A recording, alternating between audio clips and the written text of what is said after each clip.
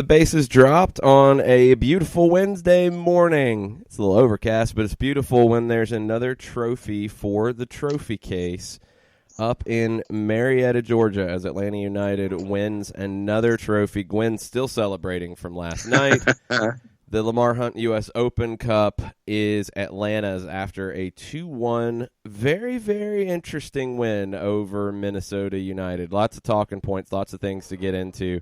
We'll be talking about it all morning with you guys. On Twitter, at @SoccerDownHere, give us your reactions, whether they're overreactions, underreactions, on-par reactions, questions, whatever you have, throw them our way on Twitter, at @SoccerDownHere. We'll get into it this morning. John, what were your takeaways from last night's win? Well, I think that your two-word phrase is about as accurate as you can get. Can we say that phrase on this show? I don't know. About how the testicular fortitude. So I guess I just went ahead and said it. Sure. You saw that, and you saw it in really what was an edge-of-your-seat, unbelievable last 20, 25 minutes. And it was, for a team that has done so many beautiful things, and especially in the first 20 minutes, and I know that we've still got to come up with a name for that, but take the first 20 minutes and how absolutely beautiful it was. Point to point, person to person, thought, 3 dimensions, all of that stuff. Piecing that together, getting out to an early lead, it looked like it was going to be just an absolute rollover evening. You get to the break.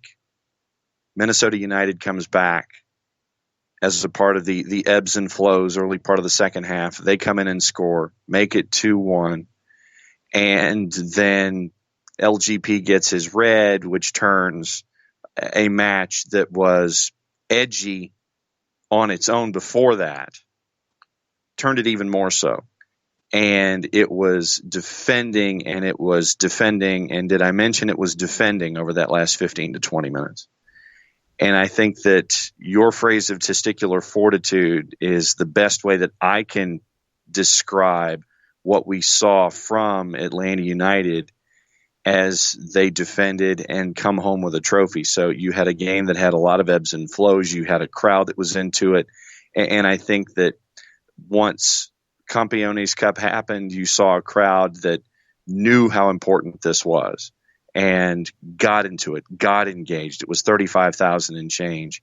And you tip your hat to them as well. But for a game that had as much flow as it did and as many subplots as it did, it was a tremendous effort by this group to get a result that resulted in another hoisting of a trophy. And it was edge of your seat theater in a bunch of different ways, but Atlanta United comes out on top in the end.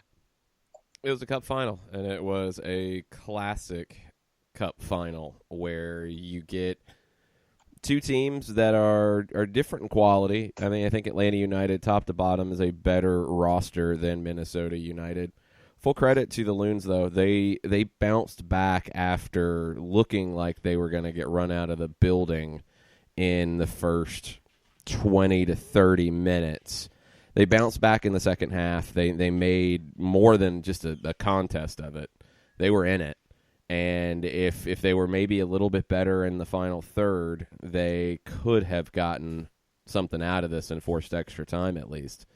But you mentioned Atlanta's guts, and that's what it was at the end. It was not a pretty second half. It was a team that looked like it had played a lot of games in a short period of time, which it has. It's a group that right now can't play, and I mean this is the case with most teams. You can't play at the level you did for the first 20 to 30 minutes. You can't play at that for 90. It's just really difficult for any team to maintain that level, and right now with the legs and the energy that this team is dealing with, it's almost impossible. But they were able to find a way to see this out and lift another trophy. And I will always look back to the final minutes of this as the clear definition between these two teams. Atlanta defending, looking comfortable doing it, although Minnesota's throwing everything they have at you. And when Minnesota didn't get a chance on goal or a shot goes high or whatever, it was complete and utter exasperation, players, lying face down with time still running. The things that made it look like it was their first final, and it was. And on the flip side, the team in red, black, and gold looked like they live in this space, and they have been. That's the biggest difference in this, is you had one team that knows how to win these matches and another that is still learning. It showed last night. And you wonder about some of the things that Adrian Heath did coming into the match when it comes to who he started, what he did, and taking Minnesota away, apart from this whole equation, to be able to continue to see Atlanta United playing for trophies, having won their second trophy in basically a month, and using Mike's analogy right now, they've got the Tiger Slam when it comes to, or a Tiger Slam when it comes to MLS, with reigning MLS Cup champ, Campeones Cup champ, and U.S. Open Cup champ right now. What you're seeing is a very special group put together, and learning about what it's like on the international stage over the last 6 months to a year. They're going to be back on the international stage, in the hemispheric stage. Julian Gressel said post-match that the aspirations of the club are to go to the Club World Cup. And to hear guys say that in comments in Atlanta in this year, as this team has continued to grow, it's just a very cool time to have a roster who understands their place, understands that there's a lot of work to do, whether it's in MLS or in international competition. And to see this growth, to see this continued maturity, and to see them close things out, to win trophies and things like that. We're in a very unique place right now in following Atlanta United, and it's just a really cool thing to see. It's very exciting because you have a club in American soccer with a different type of ambition, and they're not afraid to say things like that. This is a team that the World Club Cup is something they want to be in. They want to go win Champions League. They're not going to go ahead and make excuses ahead of time about being able to compete. They don't care. They don't care what the salaries are on the other side. They don't care about the values on the other side. They don't worry about it. They play, and they feel like they can beat anybody in front of them. I don't know if there's been a Major League Soccer team that's had that attitude, that's truly had that attitude. I think you always get a but, or you always get an asterisk, or you always get a caveat. Not with this group. They really don't fear anything. And it's amazing to see. It's going to lift the league to another level. And when you're getting what's happening here with trophies consistently coming to Atlanta, when you get what's happening this season with LAFC, this is a league in a much different place. And this is a league that is getting a level of respect worldwide that it's never had before. It's exciting. But last night, it was all about the oldest trophy in American soccer that Atlanta United was able to bring home for the first time. They're the 63rd different club to win this trophy. The first from the state of Georgia, the first from the city of Atlanta, the first since, I think it's 1979 or the early 80s, when an amateur team in St. Petersburg, Florida, won it. In the South, I guess you could say Richmond Kickers would be that in 95. But that's really it. This is a tournament that historically was dominated by the amateur clubs, the semi-pro clubs of the Northeast. The St. Louis clubs began to dominate it in the 40s, 50s, 60s. Chicago, the LA teams, as it began to spread truly nationwide. In the MLS era, it's been Chicago, it's been Sporting Kansas City, it's been Seattle. Each of them have 4. Now Atlanta has their first one, and I definitely don't think it's going to be their last anytime soon when it comes to the Open Cup. This was what I think this game last night showed what we've talked about since day one about the importance of this tournament and the possibilities for this tournament. Mm-hmm. And that's what, from a big picture standpoint from U.S. Soccer, and we talked about it coming in, there's things that they need to do to make it go even bigger. Hopefully last night gave them a glimpse of what it can be. I think from what, an internal club perspective, Atlanta United showed what you can get out of putting that value into this tournament. They're going back to CONCACAF. That's already sealed up, although they have a very good chance of earning that in different ways as well. But you got that. You got more bonus money to go into the pot. It's important to win these things. It's important to have those ambitions and those aspirations of being bigger than just a really good MLS team. Atlanta United wants to be a worldwide brand, and winning trophies is the best way to do it. Darren Eales has said that from absolute day one. He wants to be a global brand, a recognized brand, where if you're in Europe and you're wearing an Atlanta United kit, people sit there and go, "Oh, Atlanta United. You guys have P.T. Martinez. You guys have Joseph Martinez. You guys have won championships. You guys have done A, B, C, D, and E." From the absolute beginning, that has been the mindset here. And to have players say this publicly as well, that they want that international stage. They want that recognition. They want to chase after things that MLS teams can chase after and be known on that stage. I think that it is a very special time, but remember, this is what they've wanted from the absolute beginning, meaning the front office and how they've wanted things assembled. So this is just another part of that foundation that's being built in a very short period of time that is getting folks toward that and continuing to build floors in the house and foundations and rooms and things like that. But it was a very special night last night to see this next stage and this next step put in that foundation.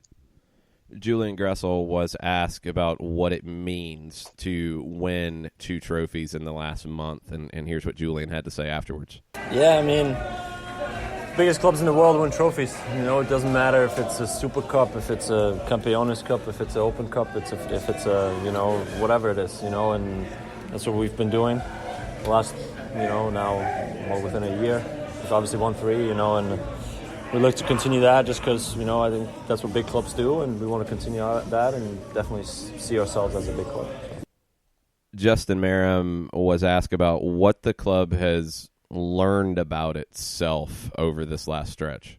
Like I said, when I got here, the mentality here is all about winning, and anything else is a failure. And for this club, the expectations are just so high every day, and you kind of get obsessed with it and want to keep pushing more and more for this club and these fans and the city. So in our minds, every game is we know we're going to go in with confidence, and especially with cup games, we know we're going to come out on top. Let's dig a little bit deeper into kind of how things played out last night. Brad Gazan was asked if the experience in previous finals helped as things got difficult late last night. For sure, it's a habit. Again, we mentioned that at the beginning of the game. We talked about this being our home, this being, a familiar feeling to host a final. Being here before, using our savviness, using our know-how of being in this situation, and then ultimately finding a way to get the job done, and we did that. Adrian Heath, manager for Minnesota United, with his general thoughts on the match. As I say, we gave ourselves a huge sort of hole to get ourselves out of, but I can't fault the guys for the effort they put in to try and get us back on level terms. We got the goal, and I thought the initiative was with us. I thought, It's the first time we've come here and had as many chances as we've had tonight.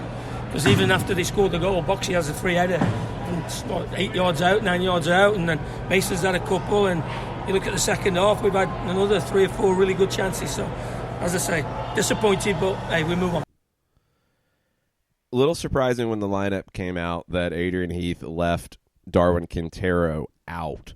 He did come into the second half and had an impact on the match. This was his answer to why Quintero was left out. Well, you just pick the team that you think, as I said before, there's nothing personal in any of that. You just pick the team that you feel looks sharp in training, players who I think would help us do what we wanted to do tonight, and that was what I did. There's nothing, as I say, nothing personal in the decision. I just picked a team that I thought would win us the game.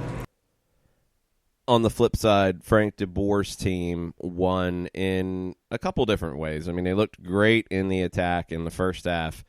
Second half, had to defend, and especially after the red card to Leandro Gonzalez-Perez, really on their heels with 10 men, having to see this out. Something they've had to do against Minnesota before, by the way, which is interesting. Same player with the red card as well. But question for Frank about his team that is known as an attacking group winning one with the defense. Yeah, well, I think that's a very important aspect of the game, and I think we have to learn from that. We learned already from other games that sometimes you're coming in that situation and you have to defend a little bit more, and you do it as a team, and they show that they really can do it, and can change that chip in the mind. Okay, we're not going really forward, we're waiting more, playing more zonal and press the moment that we can, and I think we still can improve in that, recognize those moments. But yeah, again, this is the final, and everybody was determined, to get a good result today. One big part of Atlanta's team last night was the engine room, and it was helmed by Darlington Nagbe and Eric Remedi. De Boer praised both of them for their performances. I think they played a fantastic role today. They have to mark, especially Gregors, and normally we were expecting Quintero because he's a creative player, but they decided to play a little bit more defensive, waiting for the counter-attack. And if you see how we solve those problems, the counter-attacks, especially Miles, 1 against 1 every time, winning every duel, and it was great to see. And I really had the feeling, we could have made 3-0, and then the 2-1, and they start bleeding it, because at that moment I really had the feeling that they believed in it at that moment.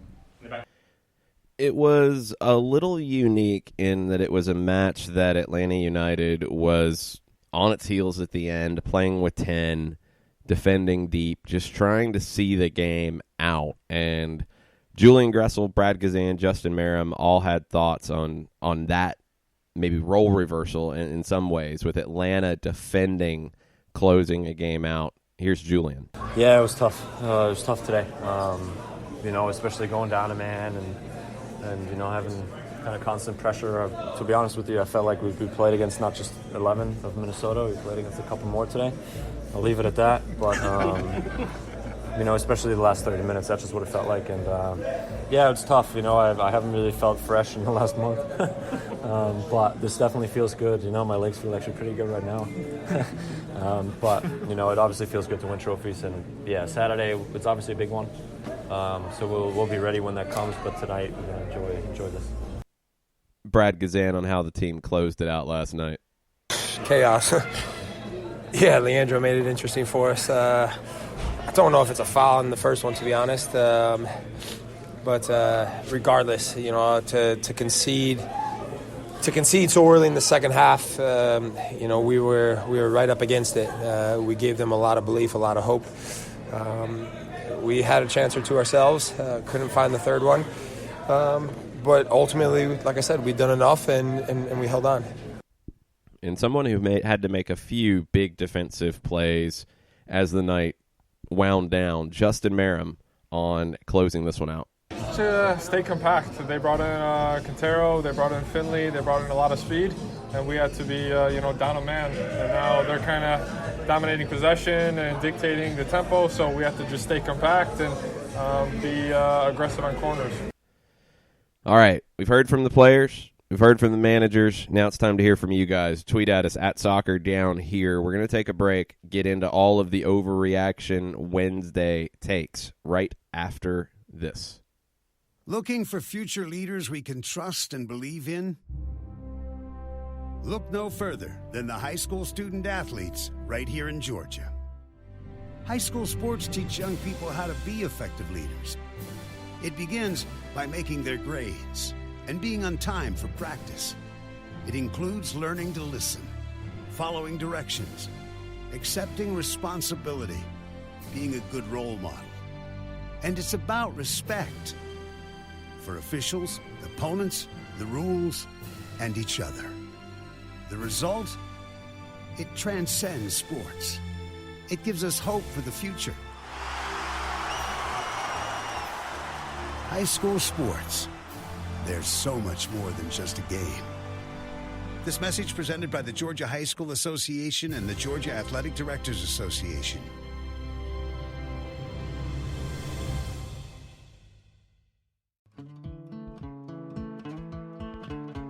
Today's show is presented by Apolinsky & Associates, personal injury lawyers with over 30 years of experience, supporters of Atlanta United, Faction, and Inter-Atlanta Youth Football Club. If you've been hurt in a wreck, contact Steve today at steve@aa-legal.com or call in 24/7 at 404-377-9191. The initial consultation is free. We know that every driver is different, and a one-size policy does not fit all. That's why Country Financial offers a variety of discounts, so you get the coverage you need and the savings you deserve. From good driver to good student, multi-policy to multi-car, we've got a discount to suit every driver. Call Jason Wright at 678-568-6871 today to see what you could save. On Facebook at Jason Wright Agency or by phone at 678-568-6871. Discounts vary by state. Policies issued by Country Mutual Insurance Company, Country Preferred Insurance Company, or Country Casualty Insurance Company, Bloomington, Illinois.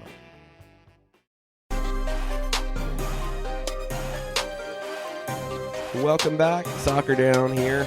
Overreaction Wednesday after Atlanta United wins the Lamar Hunt U.S. Open Cup for the first time in club history. 2-1 over Minnesota. Atlanta United will now be in the 2020 CONCACAF Champions League. They also have to come down from the highs of lifting another trophy in front of the 17s and get ready to go to Philadelphia in a huge Eastern Conference battle that will precede an international break for Atlanta United, at least. There are some teams that will play during the break. We'll get into all that in the next couple of days as we look ahead to the schedule. Atlanta doesn't. We're also waiting to see if Miles Robinson will be called up to the U.S. men's national team for matches during that break. They're both friendlies. One's a big one with Mexico, which is always more than just a basic friendly. The other one is with Uruguay, a great test. Robinson, you would think, would be in the running for being called up to that. Joseph Martinez is not being called up to the Venezuelan national team for friendlies over the stretch, and we're waiting to see if there's anyone else who might be in the mix. But one more match after this busy run in August for Atlanta United before they get a breather to then come back for the stretch run. You guys have a lot of thoughts. We're going to get to your thoughts starting right now. Drew Gano, and this was as we were all heading home, for his Overreaction Wednesday, and I guess it did qualify since it was sent at about 12:30 this morning. Just so excited to see Atlanta United in the hashtag CCL 2020. I have a feeling we'll be a far more dangerous team than 2019. The one thing I would say, because there's been a lot of takes like that, and I do agree in complete generalities, yes.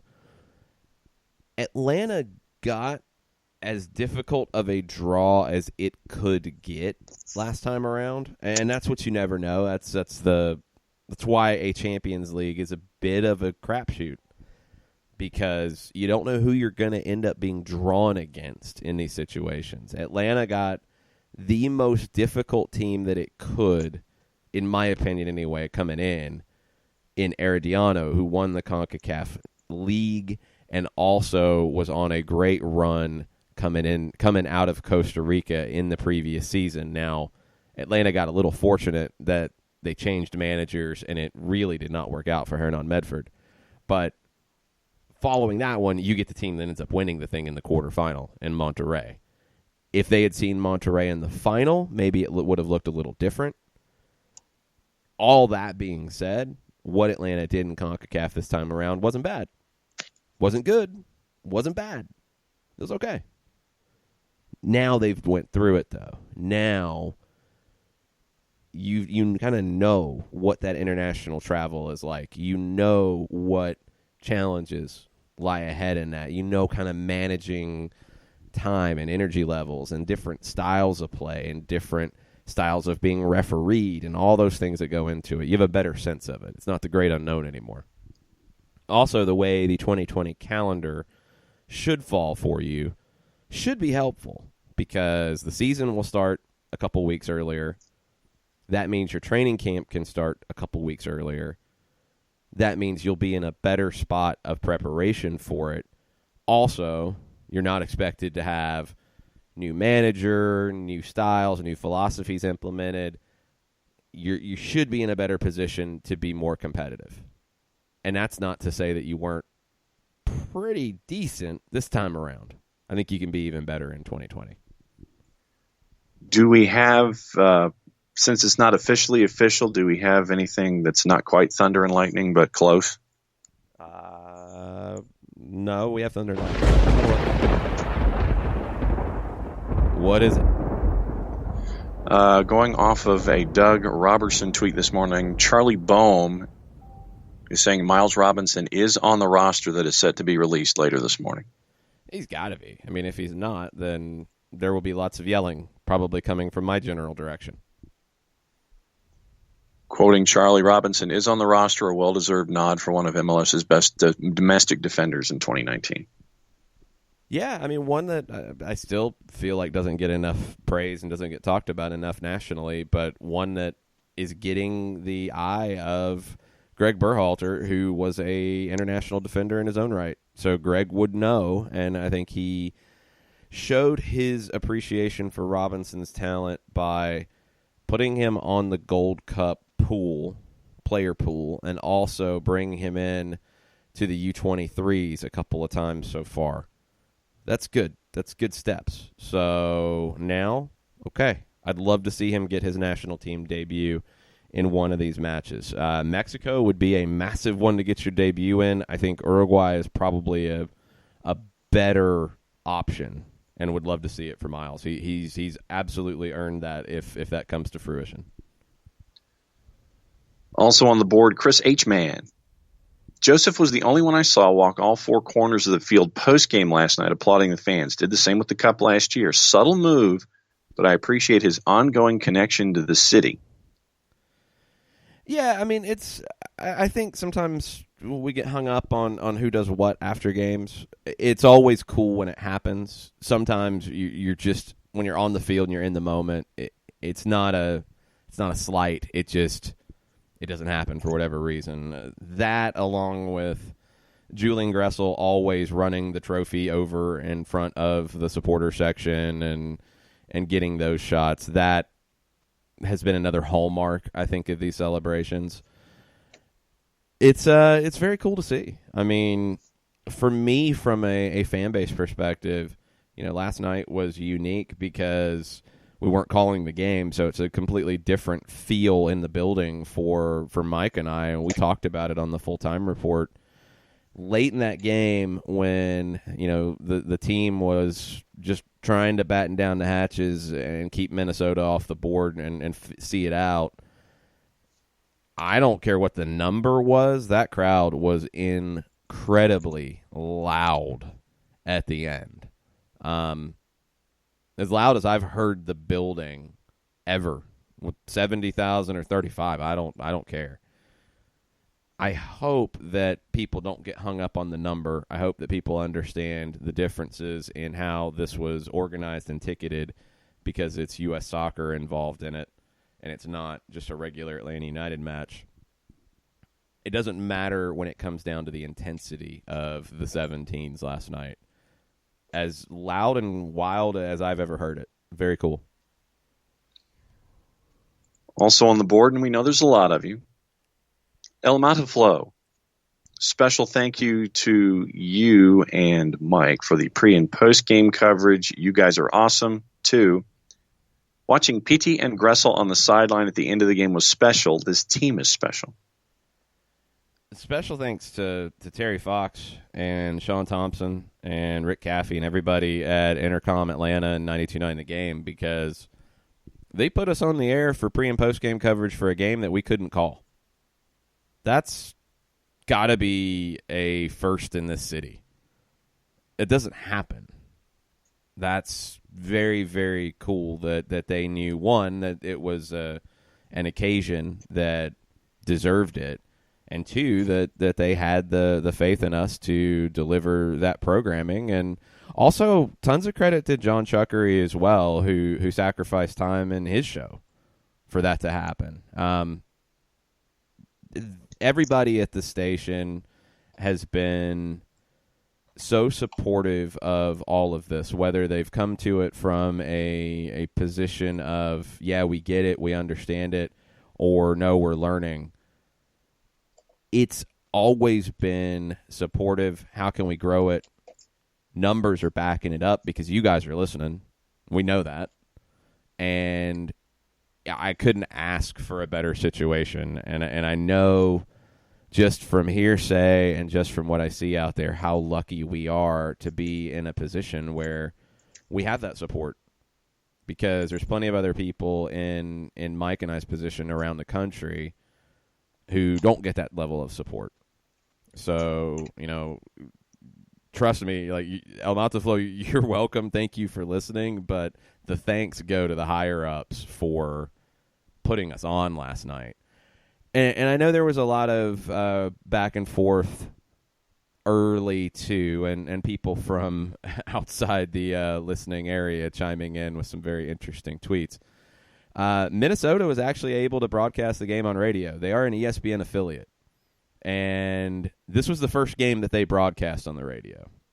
So I don't know if this was a recent change or because they were an ESPN affiliate, they were able to find a way in. I can tell you that all the way up until yesterday morning, we were trying, and we were unable to do that. So it was a little sad to see our friends Callum and Kendra and Jamie get a chance to call that game because Mike and I were dying to. But, our folks had our back the whole way, whether it was Intercom, 92.9, on-air talent, production talent, engineering talent, all the way down through the club, and everybody at A&B tried to get us on. So I want to continue to reiterate that because there were some people who don't know any better who were trying to say otherwise, and it was kind of foolish. The flip side about this team being special, I think we see it in these types of games, how special they are. You have teams who are built to win easy games, and they can do that, and they struggle when it gets hard. And then you have teams like Atlanta United who are built for the spotlight and built for the times when the pressure is at its highest, the times when the lights are their brightest. And a player like Pity Martinez thrives in those moments, just absolutely thrives in those moments. You saw his quality last night. He was our man of the match. Unofficially, of course, because we didn't get to call it, but he was the one we chose on the full-time report. I thought he was outstanding all the way around, and it was a shame he had to come off the field in the second half because of the red card to Leandro Gonzalez-Perez. You need those players to be able to give you those performances, and when you get Pitti and Barco and Joseph playing at the level they did early, you get the grinding from an Eric Rametti, a Darlington Nagbe in the middle of the field. You get the just unbelievable closing ability, defensive ability, 1v1 ability of Miles Robinson.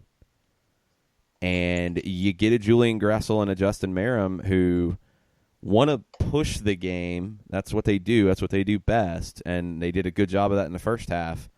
But then they're able to adjust as the game changes to get back on their heels and defend. And they were able to do that as well. And both had big roles in seeing this one out.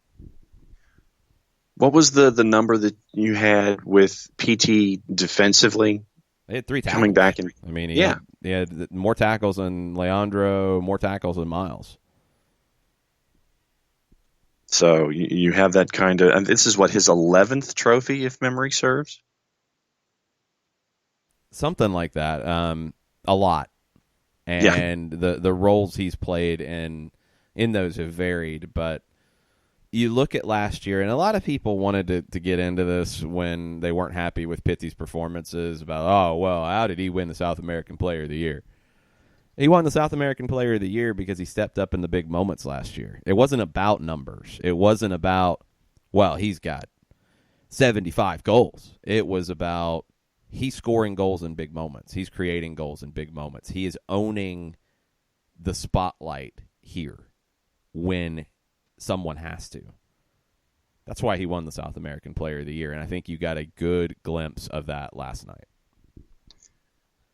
And when you look at other individuals on the board, there were 2 plays where they were Eichmann says there were 2 plays last night. I immediately went to the radio app to hear your play-by-play from the stadium. Only to remember recording on the air. Can we petition to fix this next year? That's both Overreaction Wednesday and Wall Pass. Shiva says, unfortunately, I have to listen later since I have something. Slow down. All right. Don't give Eichmann his time. I want to know what the 2 plays were. Settle. I want to know what the 2 plays were from Eichmann first off, because I don't know which ones he's talking about. And that's the thing. It has to be a subsequent tweet because they are not listed. That's why I'm asking instead of moving on, because I tried osmosis. I tried to teleport over to Eichmann to ask him, but I figured the microphone might work better. So yes. Eichmann, please let me know which 2, because I'd love to know. There were a few that I was yelling lots of things from the press box without a mic in front of me last night that I want to see if they match up. What did Shiva have to say? Unfortunately, I have to listen later since I have something called work this morning after 4 hours of sleep. But here are my hashtag Wednesday reactions. How cool is it to see FDB celebrating in the locker room and getting soaked by LGP? We can say everybody likes everybody. Yeah, I mean, I don't think it really matters if they do, but yeah, it's nice. It's always a bonus. So that was cool. The celebrations were cool. I think Frank, obviously should be beaming after a performance like that from his team. I thought he got it right again with the lineup, trusting that these guys could go again. The changes he had to make in the run of play, especially after the red card, he nailed it. And he's done that for quite a while now. And Frank DeBoer has 2 trophies in the case that he won for this group. That's an accomplishment. That's a big accomplishment. He won trophies with Ajax, now he's won trophies with Atlanta United. And when you win trophies like this, and especially your domestic cup competition, people notice that around the world. This is being talked about today in the Netherlands. This is being talked about in Argentina. This is being talked about in Mexico. This is being talked about probably by Crystal Palace fans who are looking and saying, oh, wait a minute, what did we do? Maybe being talked about by Inter Milan fans, although they're pretty happy at the moment, so maybe they're not looking at it as hard. But it's being talked about all over the world because, one, it's difficult to do this. It's difficult to win these tournaments. And it's a manager in Frank DeBoer that people know that name and people remember what happened in the last 2 spots. And people, unfortunately, had forgotten what happened at Ajax. And now I think they're remembering all of it. The jump to conclusions at the very beginning and the fact that a hashtag with the word out would have even made any traction with this group early in the season,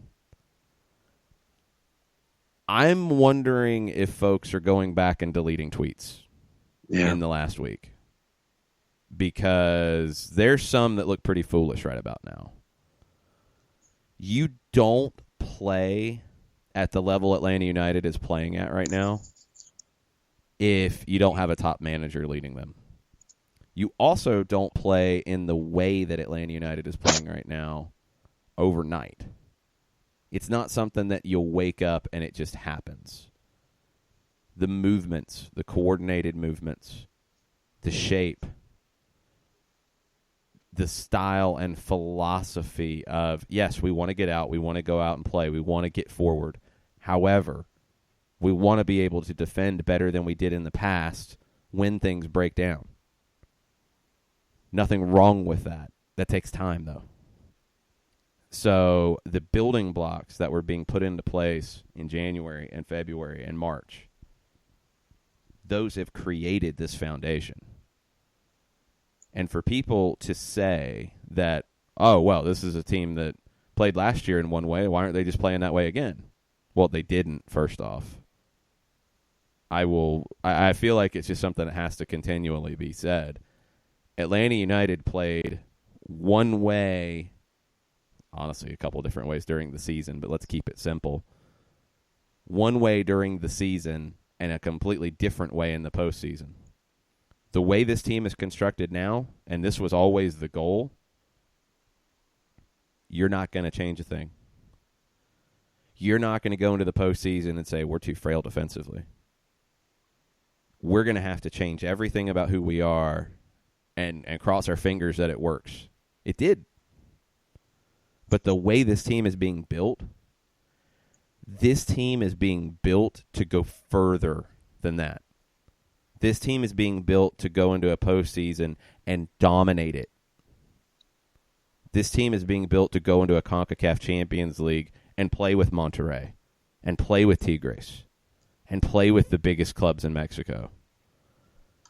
It's not being built to get into those moments and play a 5-3-2 and just look for something on the counter. That takes time. That takes quality. And yes, it takes a little patience. I'm going to assume that there are some tweets being deleted right around now. And hopefully all of them have to do with hashtags and a word out in them. Because they're going to look really foolish down the road.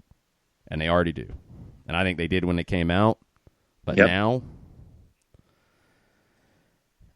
I hope people are just realizing, one, that this isn't easy. It's not a video game. It's not Football Manager. It's difficult. And to do what Frank de Boer has done this season,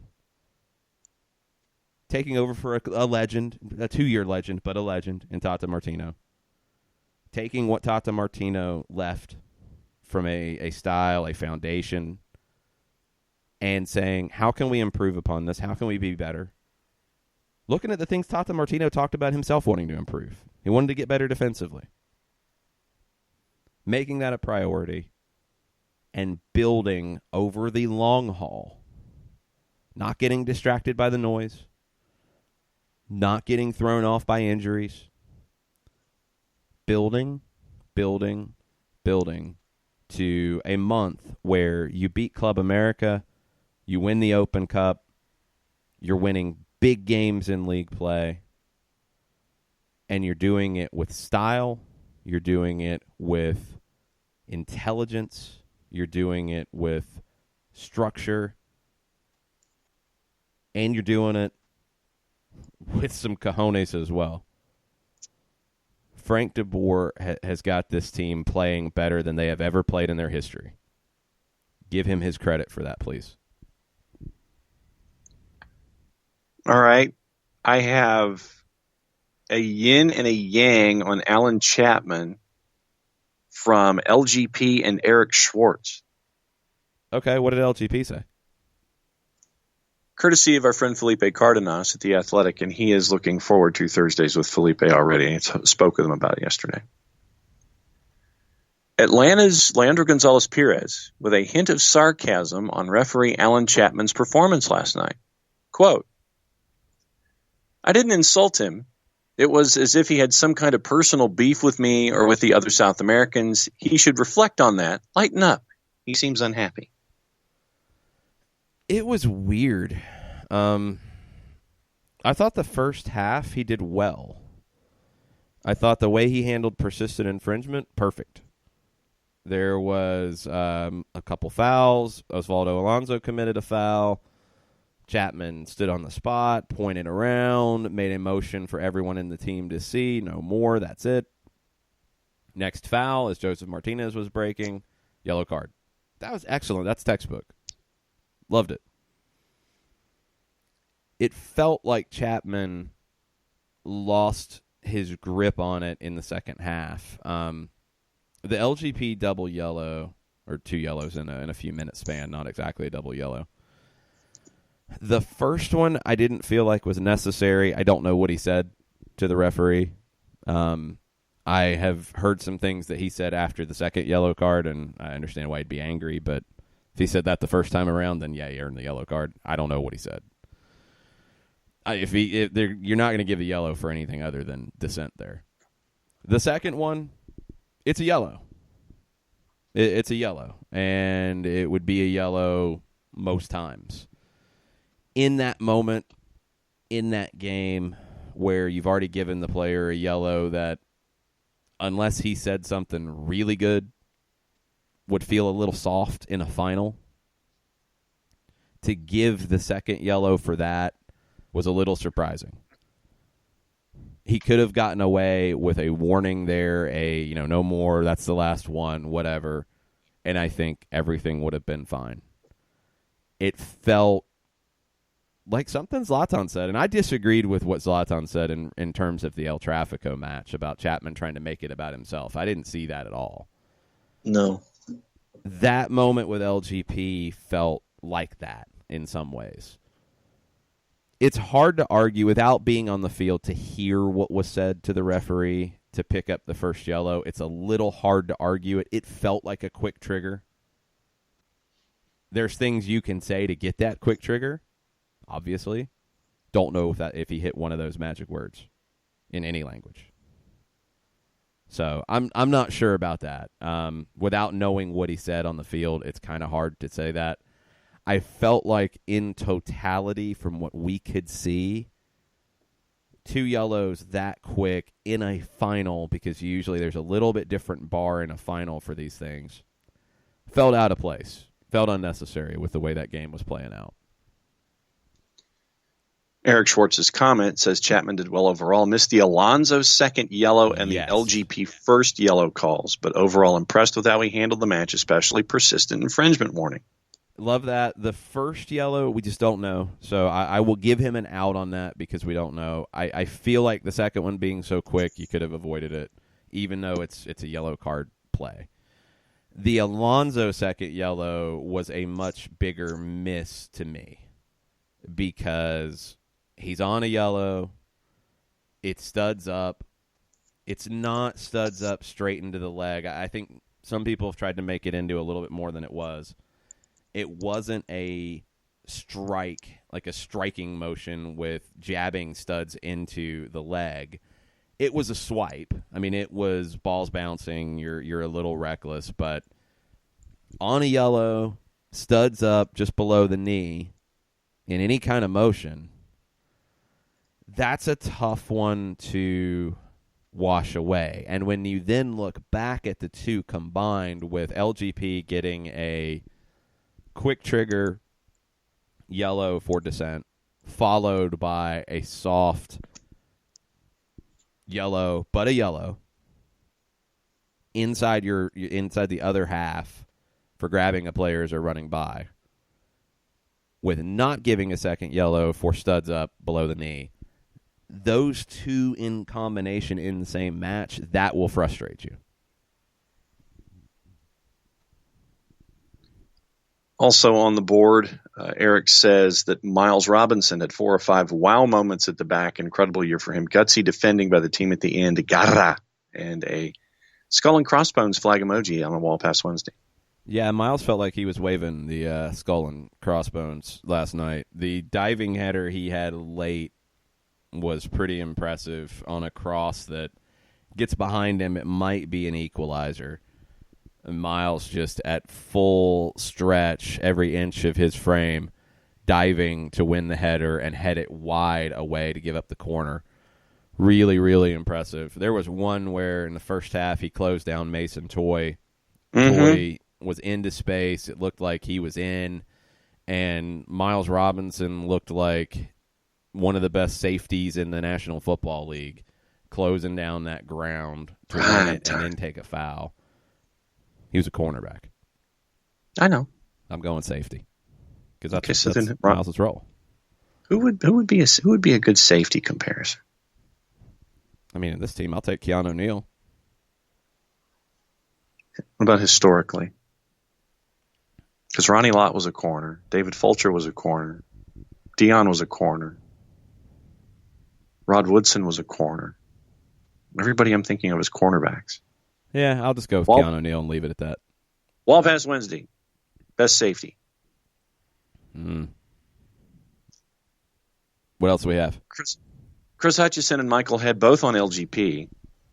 First, Chris saying, I'm delighted with the win, but I'm still unhappy with LGP's lack of awareness that got him the second card.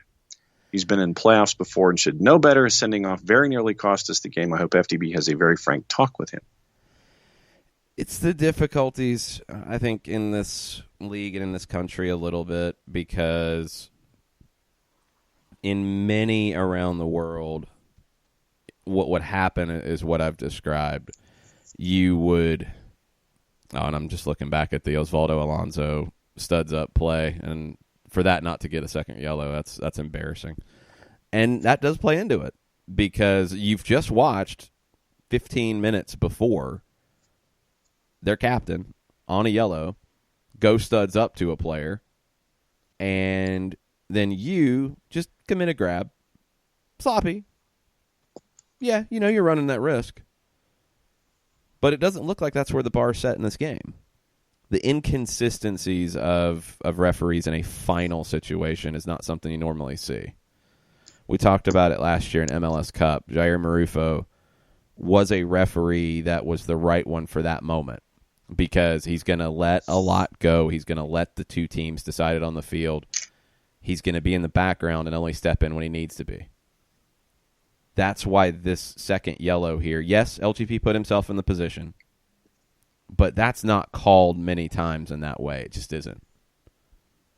He's still got to be more careful. It's very different than the second yellow in Minnesota last season in regular season play. It's not even on the same conversation point to me.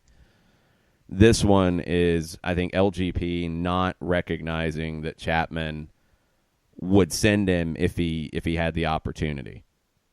And I can somewhat understand why he would not realize that after what happened with Alonso just about 15 minutes before. Michael Head says, big congrats to the club, another trophy. Constructively, what can be done to calm LGP down, or are we just to accept that he'll miss every sixth match? Seriously, # love you, but come on. He is what he is as a player. I mean, he plays well because of the same things that lead him to pick up yellow cards. It's just he plays with emotion. He plays with heart. There's not much. I mean, he can work on some things when it comes to working referees, talking to them, having conversations with them the whole way, figuring out how to balance that. That's really about it, because you don't want him to play safe. You don't want him to play in a vanilla way. You're not going to get the LGP that has been one of the best defenders in this league, and he has been. Yellow cards and red cards don't take that away. He's been that guy. You don't want him to lose that.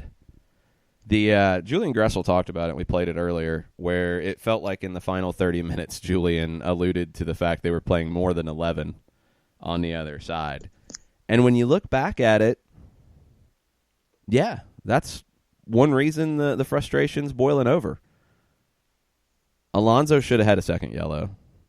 Barco was kicked across the knee at the top of the 18. Didn't get a foul called. You had some things start to ramp up a bit, and yeah, you're going to get frustrated. It's easy to say when you're not in that moment, oh, keep your head, it's a final, you should know better. No, it's not that easy, folks. It's difficult. Because this game, it's emotional. You're playing with emotion, the best teams do. You're not stoic. So to just say, like, oh, well, you should know better, it's tough. When you see the game play out the way it does, it's tough. It's something you don't want to have to see. You don't want to have to play with 10 to close that out. You don't want to be in that situation. What's the bigger story for me is how Atlanta handled it as opposed to, oh, same old LGP. It's how Atlanta handled the moment. I think the sending off was harsh when you look back at it in totality. You look at it individually on those cards. First one, quick trigger. Second one, yeah, it's a yellow. But in that moment, in a final, I don't think a lot of refs are going to give the second yellow. I really don't. Daniel Price to wrap up hour number one. Daniel Price has already said that last night was one of the top 10 days of his life, considering what started at the beginning of the day when he got the update on his future striker to be. He says, so where to begin? Dale Campeon does that 3 times. What an electric night. I was sticky, sweaty, covered in so much beer. My eyes burned. I got hit with a whole cup filled with beer. I'm so dang tired this morning, but it was worth it. And practically all of that was in caps. That all sounds about right. Good stuff, Daniel. I'm glad you had a good time. Try to get some rest and probably a couple showers to wash all that off. Yeah, but it is good for the hair, apparently. Well, that's good, I guess. We're going to take a break. We're going to get Mike Conti on the line, get his thoughts on everything from last night and everything that has been discussed so far this morning. We'll be right back after this. A ranger station. I'd like to report a bear hug. Okay. I put out my campfire and Smokey Bear hugged me. So you drowned the fire, you stirred it, drowned it again, and felt that it was cold? Uh-huh. Yeah, but he's just letting you know you did good. Bear hug from Smokey Bear. Status update. I'm gonna let you go now. There are many ways to start a fire, but one sure way to put it out. Learn how you can do your part at SmokeyBear.com. Sponsored by the U.S. Forest Service, Ad Council, and your state forester. As a business owner, you know that every year brings new challenges and opportunities. The success of your business demands expertise and focus. And Country Financial can help you keep that focus by helping ensure you have the right insurance protection in place to meet your goals. Jason Wright can help you create a customized insurance plan that has coverages designed just for your business. Give Jason a call at 678-568-6871 or reach him on Facebook at Jason Wright Agency. Coverages vary by state. Policies issued by Country Mutual Insurance Company, Bloomington, Illinois. This is what matters. This is beyond X's and O's. This is the difference mutual respect makes. This is what character looks like. This is what defines us in Georgia. This is sportsmanship. School sports. It's not the outcome that matters most, but the way the games are played. This message presented by the Georgia High School Association and the Georgia Athletic Directors Association.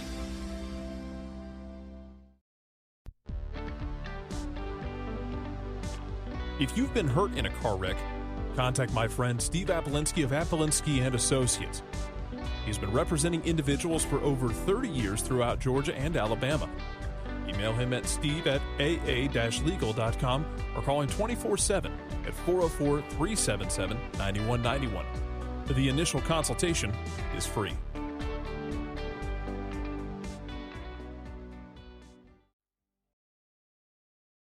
You're listening to Soccer Down Here daily on SDH Networks, a division of OSG Sports. Find us at Soccer Down Here on Facebook and Twitter. The time is now the top of the hour. Peep, y'all.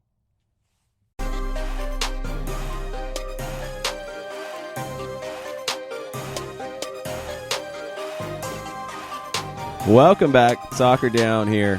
High school football down here during the break Good times. That's the seventh hour of the show. Yeah, that's on at like 6:30 a.m. on Thursdays from August through December. It's an overreaction Wednesday here on the show. Well, you got to get ready for Friday. It's an overreaction Wednesday. We're getting all of your takes on the U.S. Open Cup victory last night. Atlanta United, third trophy in a little under 3 years. Joining the Overreaction Wednesday Twitter conversation is Mike Conti. What's up, Mike? Guys, what's going on? Long time no see. Yeah, seriously. Yeah. We're going to do this a little different because the Twitter timeline is a little ridiculous this morning in a good way. So John's just going to share some of the thoughts from the people, and just feel free to chime in. Love it. Think of it as almost like the full-time report AM. Love it. Let's do it. All right. Eric Schwartz. Superb wing play by Gressel and Miram. Having those two marauding down the flanks is special. I hope we can keep Gressel here in Atlanta as long as he wants. Mike, that one's yours. Yeah, I thought they were great, and I thought the fact that Miram was able to play the full 90 and Gressel almost played the full 90 even after you had LGP sent off was really, really big because you needed the multifaceted nature of their play once you have to take Pitti and Barco off the pitch. So I thought they did great. I thought from a standpoint of crosses, Miram was way better on Tuesday night, way better last night than he was in Orlando. The cross that he put in for Pitti's goal was just champagne football, as we've talked about a number of times. And we're still seeking a new phrase to replace champagne football when it pertains to Atlanta. I thought Gressel showed a lot of courage. I feel like a broken record, and I'm sorry to repeat myself, but the amount of work that he has had to put in as a right wing back is remarkable. And he's done that without complaint, and he continues to answer the bell and answer the challenge. So I totally agree with that tweet. And again, Atlanta United is not where they are right now, having gone unbeaten in the month of August with 2 trophies this month, first place in the East. If the front office doesn't go out and make the moves for Justin Miram and Emerson Hyman and Mo Adams, they've done a remarkable job. So totally agree with the tweet. I thought Miram and Gressel were especially huge last night. The Miram comment is something I want to continue with real quick. When you hear folks around the league say, well, Atlanta's got the most expensive roster in the history of the league, or they've spent more money on transfer fees than any team's ever spent in the history of the league, so of course they're good. It's the moves like Justin Miram for $100,000 in allocation money that really put Atlanta over the top. Right. Those are the ones that any team in this league could have made that move. They didn't. Any team in this league could have went to go get Mo Adams. Any team in this league could have signed Jeff Lorenowitz as a free agent. Any team in this league could have made many of the moves Atlanta United's made, and they didn't. It's not just Pitti, Joseph, who there were a lot of questions when Joseph was signed, by the way. People need to remember that. That was not a slam dunk. Miguel Almiron was looked at as a slam dunk. He ended up being better than you thought. Barco, big spend. He's delivered on it. Pitti, big spend. He is delivering on it. But it's the players around them. Julian Gressel's a draft pick. Miles Robinson is a draft pick from Generation Adidas. Other teams had those opportunities, and they didn't take them. Speaking of those commentators, did anyone happen to see the MLSsoccer.com power ratings this morning? Oh, no. No, I haven't. No. Well. Okay. Wait a minute. I want to be right there with you. Where are the power rankings? Come on.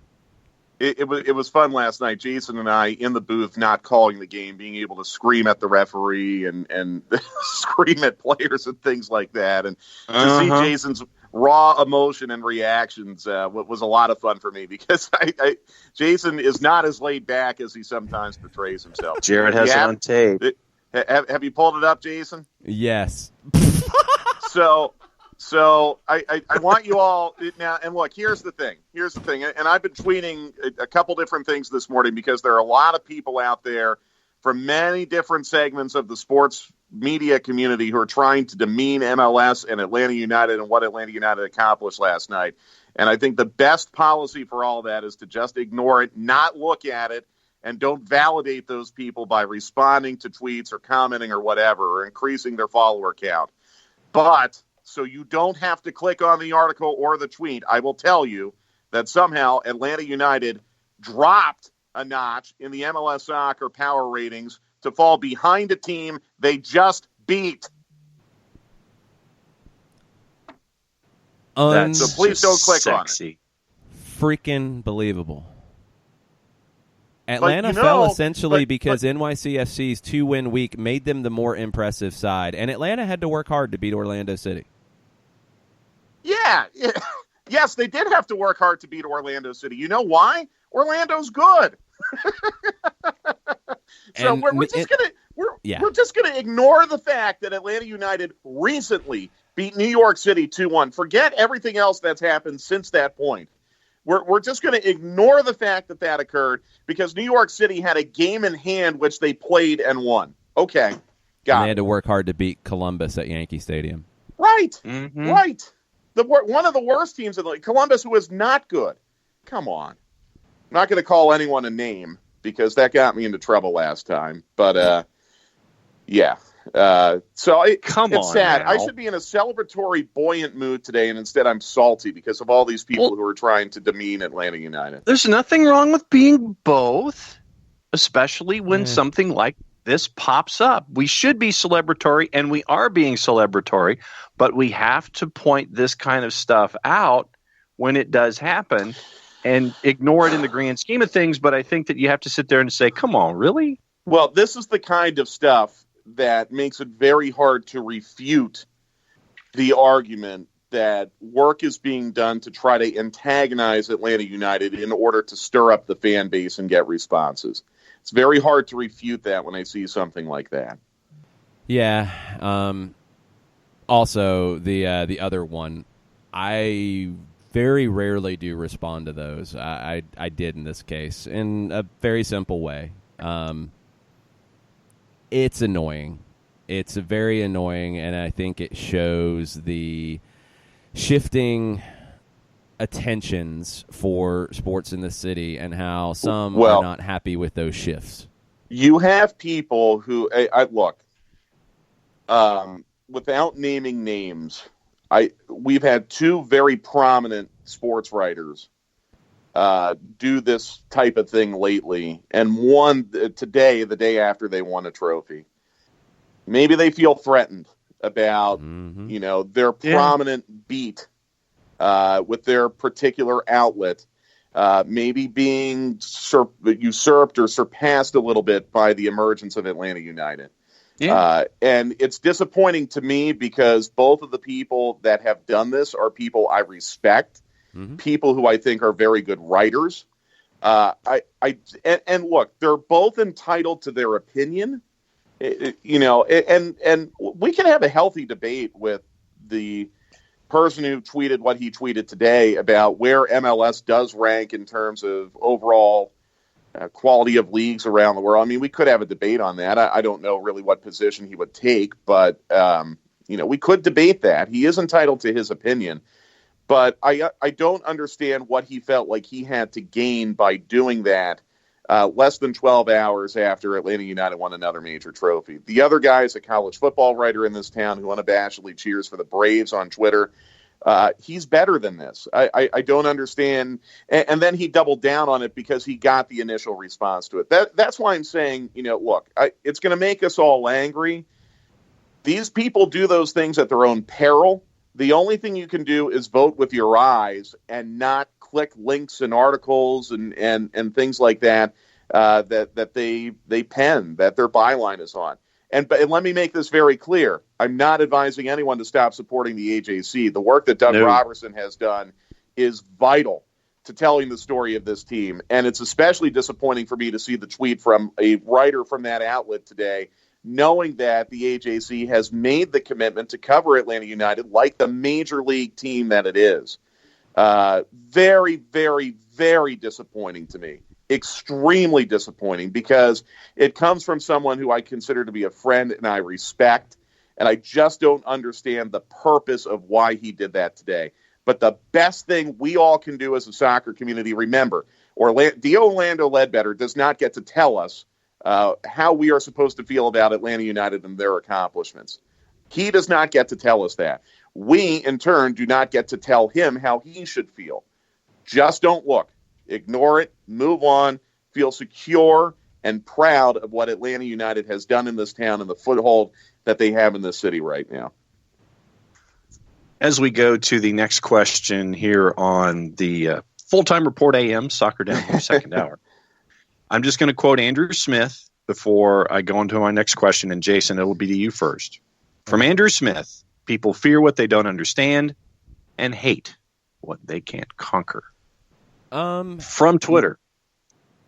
More importantly to me, they don't like change.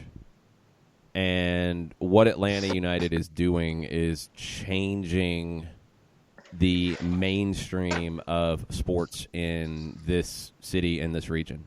Flat out. And you're trying to find something because the comments, of course, come back to, I don't like soccer. Okay, that's fine. That's fine. I'm sure there's plenty of football writers who don't like baseball. And they don't dare treat it in this way because they know they can't get away with that. No, you can't get away with that. You think you can from soccer because people did in 1983. Doesn't work anymore. The part about international minor league and it's a minor league in the world of soccer, my comment to that is go watch sports shows from Mexico and see what they say about Atlanta United winning Campeones Cup, winning this. Go watch sports shows from Argentina and see what they say. Go ask people who watch MLS on Sky in the UK and what they think about it. At 2 a.m. That nonsense about that part of it, that's somebody who doesn't know and is trying to find something to really stick it to people, but they don't know enough to do it. It's a shame because from a football perspective, good work. Love it. You wouldn't get away with this if you were talking about hockey or basketball or baseball or football if you're a baseball writer, for example. Some people still think you can pull this with soccer. That time passed a decade ago. Yeah. And I think the response is, I mean, if you look at the comments and the mentions, I think the responses have been probably 3-1, 4-1 in line with what you're saying, Jason, that this is truly a false comparison now. But Atlanta United had the best response, by the way. Oh, did they respond as a team? The team account responded? Yes, they did. Oh, I haven't seen that. What did they say? Oh, Joseph nice. With the lip zipping gif from Orlando. Yeah. Kind of perfect on a number of different levels. Here's what bothers me. Jason, you're a big college football fan, right? Yep. John, you cover high school football extremely passionately, and you're a big National Hockey League fan, as am I, right? Check. It's okay. It is okay to be a Falcons/NFL fan and still enjoy Major League Soccer. It is okay to be a passionate supporter of Atlanta United and Major League Soccer and scream your face off as you did last night and then drive up to Nashville on Saturday and scream your face off for the Dogs. It's okay. You know, it doesn't have to be an all-or-nothing proposition. And I think that's what D-Led and Barrett Sallee have kind of struggled to grasp. That, yeah, I mean, Atlanta United has gained a really amazing foothold in this city. It doesn't mean that there's any less interest in college football or the Braves or the National Football League or the Falcons or the Atlanta Hawks. It does not mean there's any less interest. It's a supplement now to what we've already kind of developed as a sports culture here in Atlanta. And that's why I'm just so puzzled to see what D-Led and Barrett have been doing lately, because it's so unnecessary. And the thing I keep coming back to is it has to come from some kind of place of insecurity. And that's not necessary either. There's nothing for them to feel insecure about. The NFL beat in an NFL city is a treasured beat. That's never going to change. Doesn't matter which of the 32 NFL cities you're in. A national college football beat based in Atlanta is a treasured beat. That's not going to change because the soccer team won the U.S. Open Cup last night.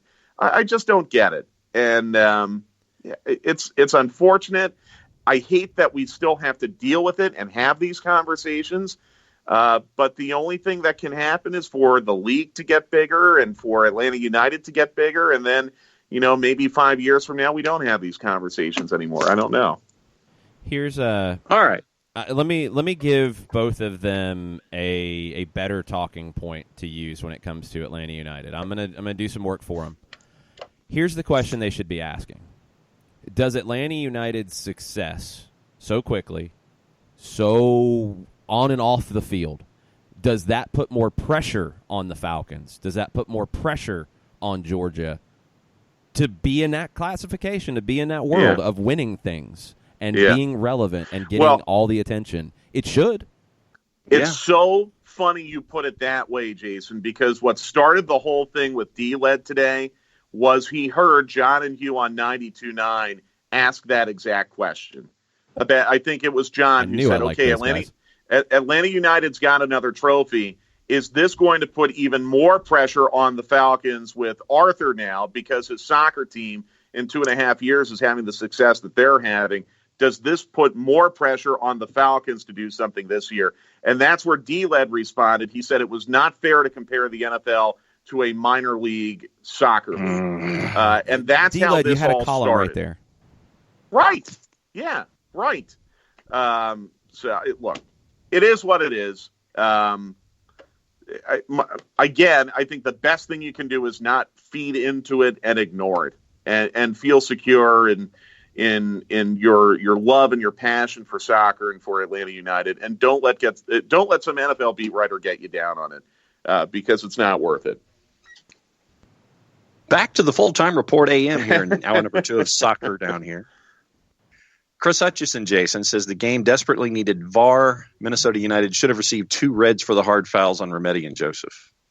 The Joseph one was difficult. I don't know if it gets a red. Where the referee was,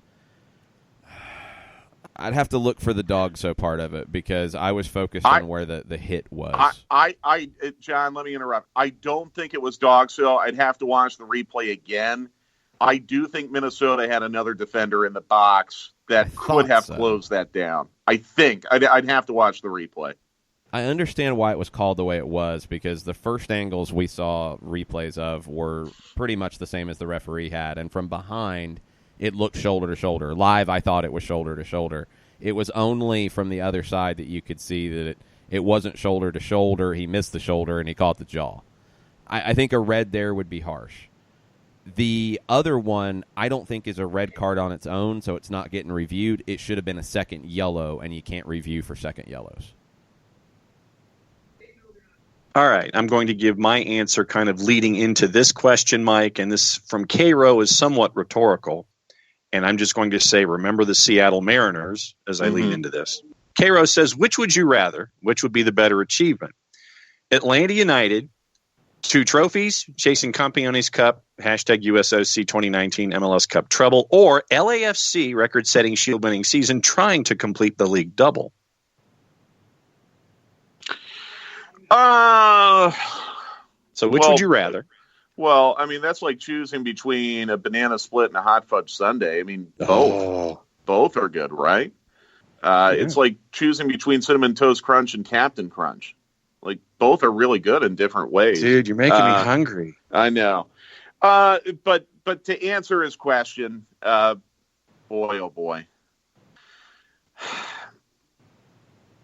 Man, that's tough. That's why I referenced the Seattle Mariners, because the Mariners in that one season where they won, 114, 118 games or something, and then got bounced in the postseason in the second round. All that regular season stuff is great. Brett Boone hitting 79,000 home runs in a season and in the postseason. John, isn't he asking, though, about if LAFC won the Shield, setting a record, and won MLS Cup compared to an Atlanta United treble with fewer points? Am I understanding that correctly?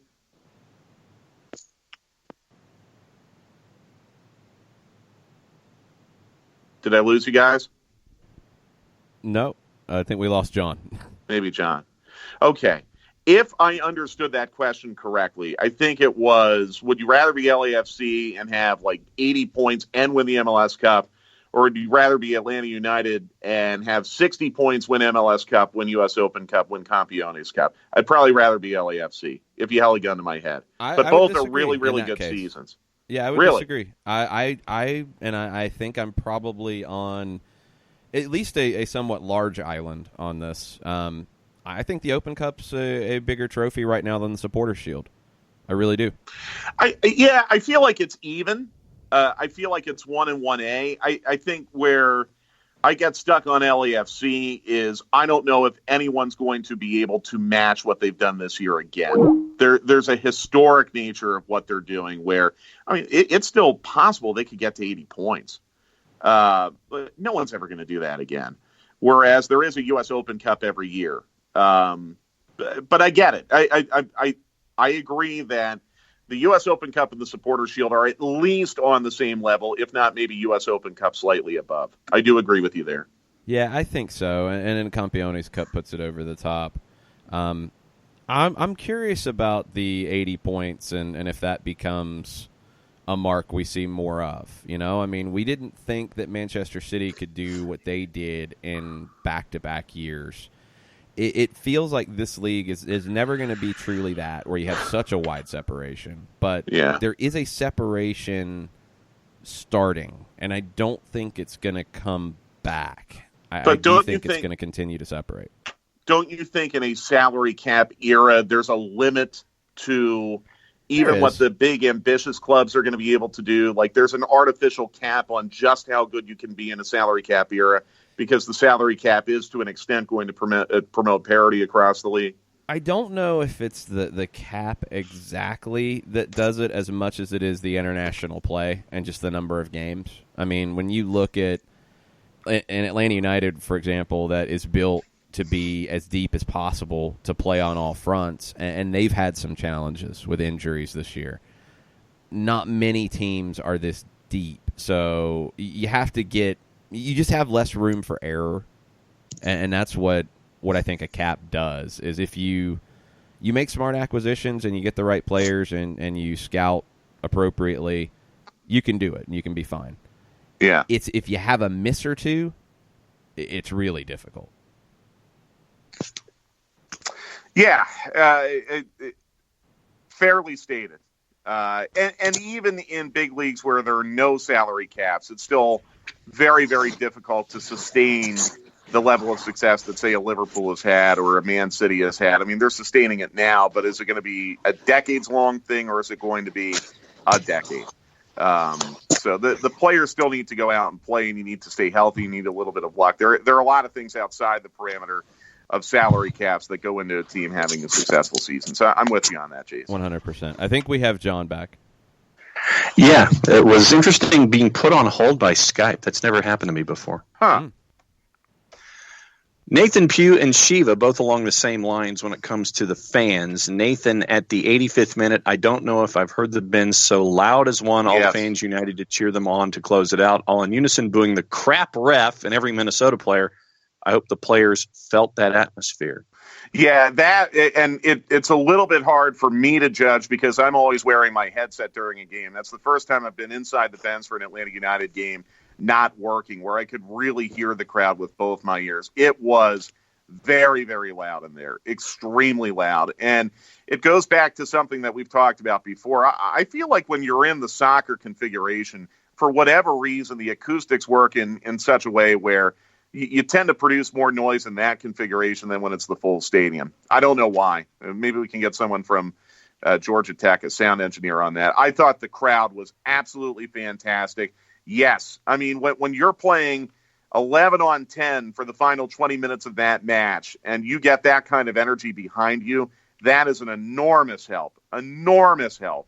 So I think the fans who came out last night absolutely got their money's worth and were absolutely a part of the outcome of the match.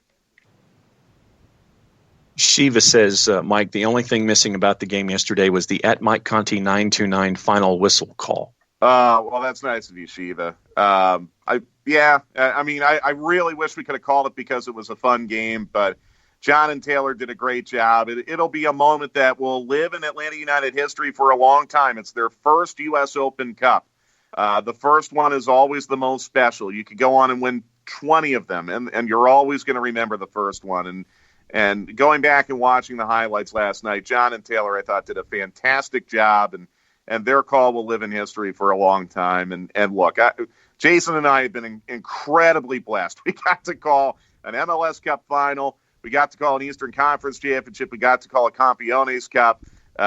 We've had a lot of big moments in this club's history in the first couple years of their existence. So it is all good.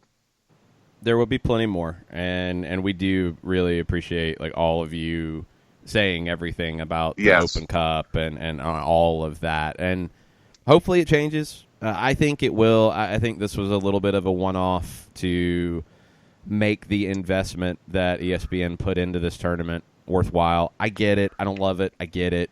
Hopefully things change down the road. Yeah, and let's just get something straight right now. Yes, Minnesota had a radio broadcast last night. ESPN released the rights to them because they're an ESPN radio affiliate. Atlanta was not alone. I can tell you there were at least 2 other MLS clubs that repeatedly went to U.S. Soccer, along with Atlanta United, trying to get the radio rights released to them, and they were denied because of that ESPN tie-in. I think it's something they'll address next year.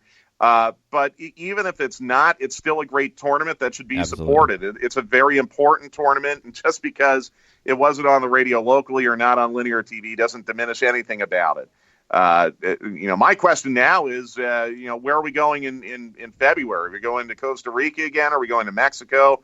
Guatemala, Honduras, Jamaica. We're going to get a nice warm weather trip, hopefully. Although it wasn't very warm in Monterey. But hopefully we'll get a nice warm weather trip in late winter this year. Yeah, it was a little chilly. So far, there are a few teams that have clinched their spot in the CONCACAF Champions League. Portmore United from Jamaica. Which won. I think, isn't that where Kamar Lawrence played? I believe Portmore sounds really familiar. Yeah. They won the Caribbean Club Championship, so it's their first time in the CONCACAF Champions League. The 4 slots from Mexico are already nailed down. Club America as the 2018 Apertura champions, Tigres as the 2019 Clausura champions, Cruz Azul as the Apertura runners-up, and León as the Clausura runners-up. That's your 6 teams that have booked spots so far. So there's 3 more spots from the United States. There is 1 from Canada, and then the CONCACAF League champion, runners-up, losing semifinalists, and the next 2 best-ranked quarterfinalists that lose out. Now, the CONCACAF League is going on right now, isn't it? I want to say even Arizona is in it. Yep, they are.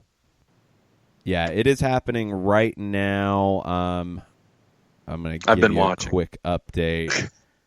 It's, a game or 2 in for everybody? Yeah, it's a game in the round. They're a game in the round of 8 right now. Okay, so right now you have 3 quarterfinalists already booked. Motagua, San Carlos from Costa Rica, and a smaller team in Costa Rica, and Independiente from Panama. Who made some noise last year. And Bounce TFC. So, the field's already kind of taking shape, and there's some big clubs in this confederation in there. So it's going to be a lot of fun. Yeah, you've got some second legs in CONCACAF League, round of 16, tonight and tomorrow, and you'll know who the quarterfinalists are. And out of those final 8, 6 are going to go to the CONCACAF Champions League. So you'll have a pretty good sense of who it'll be. And notable former players for Portmore include Alvis Powell. Okay. Maybe that's what I was thinking of, not Kamar Lawrence. Portmore's a pretty big-time club down there. Yeah, it's their first time here in CONCACAF. They've been one of the ones kind of right underneath the big teams in Jamaica, but they've developed a lot of players that have ended up making their way here. I say we lobby for that one. You can't lobby for anything, John. It's a draw. I wouldn't mind going someplace where they all speak English. That would be pretty nice. Bonus.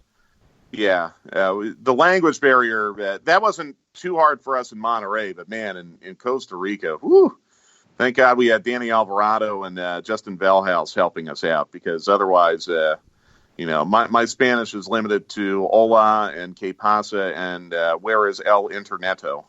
So going someplace where there's English would be very, very nice.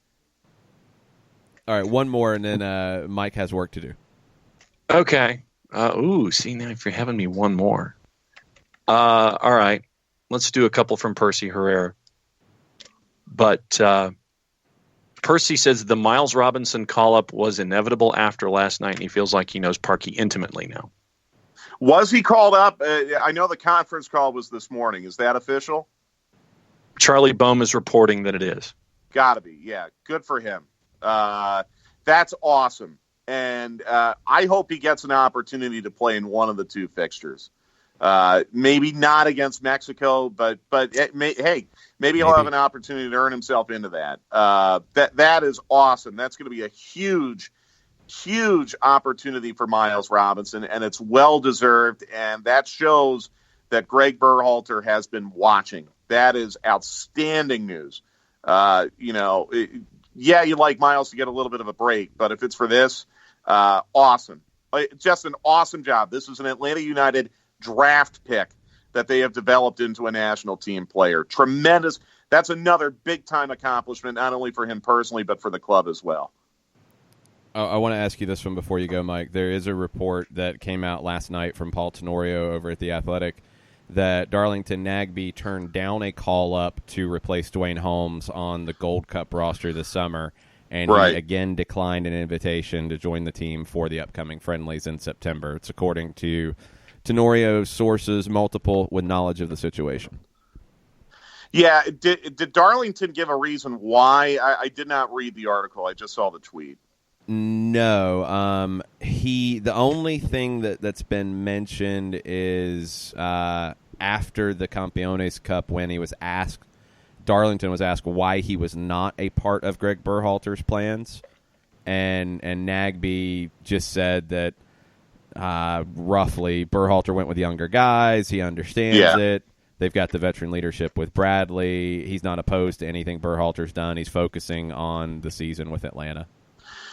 Yeah, I mean, look, it'd be hard for me to comment beyond what's been said because I don't know his reasons, and I want to be completely fair to Darlington and not react incorrectly to that.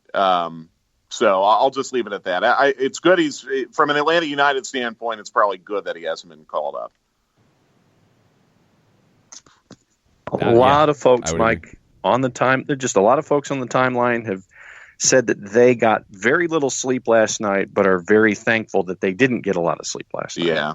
We've had a couple of those mornings lately, haven't we? And the amazing thing is there's more to come. It's crazy. I mean, we're sitting here this morning, and it feels a little bit similar to the way December 9th felt, the morning after the MLS Cup final. It's not over yet. You got 7 more league matches and playoffs, and I think this team is in really good shape from an injury standpoint, a match compression standpoint, to make a deep run this year. So buckle up. As Brad Guzan said last night, the big one is still in front of them, and it's still possible.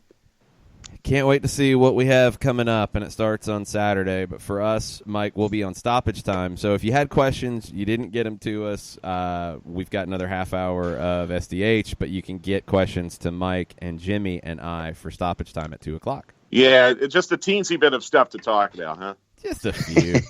We will have a U.S. roster by then, that's for sure, and we'll know if Miles is definitely there. He should be. Good. Yeah, he should be. Good talking to you guys. Congratulations. Congratulations. Appreciate it. Let's take a quick break, come back, more of the Twitter timeline right after this. A ranger station. I'd like to report a bear hug. Okay. I put out my campfire and Smokey Bear hugged me. So you drowned the fire, you stirred it, drowned it again, and felt that it was cold? Uh-huh. Yeah, he's just letting you know you did good. Bear hug from Smokey Bear. Status update. I'm gonna let you go now. There are many ways to start a fire, but one sure way to put it out.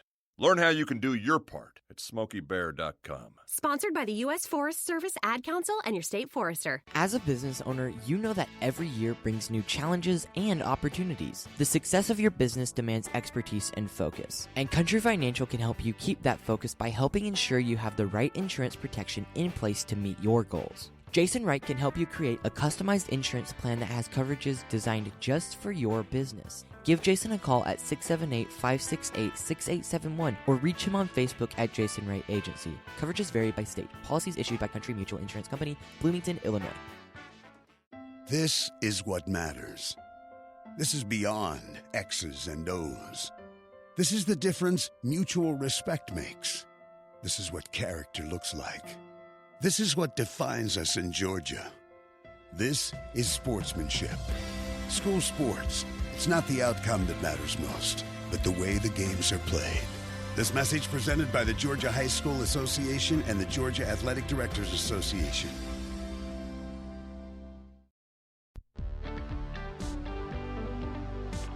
If you've been hurt in a car wreck, contact my friend Steve Apolinsky of Apolinsky & Associates. He's been representing individuals for over 30 years throughout Georgia and Alabama. Email him at steve@aa-legal.com or call him 24/7 at 404-377-9191. The initial consultation is free.